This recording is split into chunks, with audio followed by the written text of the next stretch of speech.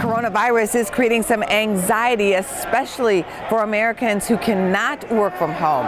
Here to help is Dr. Kathleen Winston, the Dean of College of Nursing at the University of Phoenix. Great timing to have you here today. How should Americans separate fact from fiction when it comes to coronavirus? Because there's so much to comb through. Right? I think that's really important.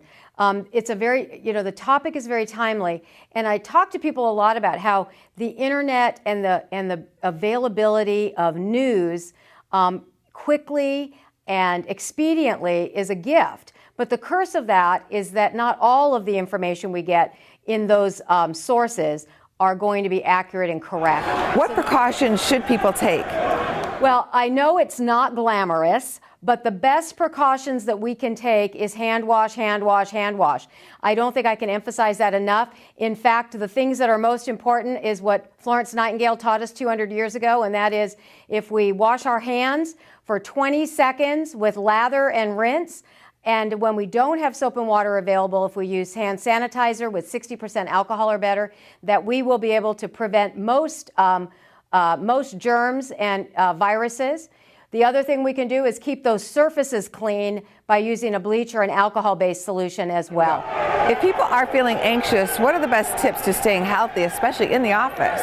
It certainly does create anxiety, but we have a lot more control over how we respond to this than we sometimes give ourselves credit for. So I think just reminding everyone that good hygiene and good practices, common sense practices, will help reduce some of that anxiety as well. What I really like to remind people of is it is okay to stay home when you're feeling ill. And I encourage that for my own employees as well and my own staff, and I would encourage anyone. At what point should people go to the doctor?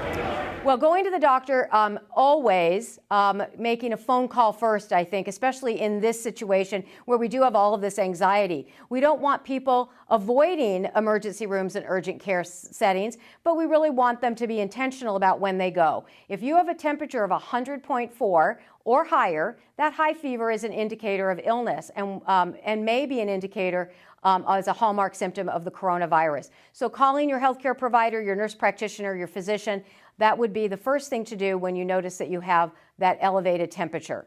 When you want the accurate information, again, I can't emphasize enough, the CDC website, the World Health Organization, and of course, I say in local areas, make sure you get to know your own local health department and get information directly from there. And I also invite people at the University of Phoenix College of Nursing. We've been working on this quite seriously over the last several months, and you can reach us at universityoffphoenix.edu/news.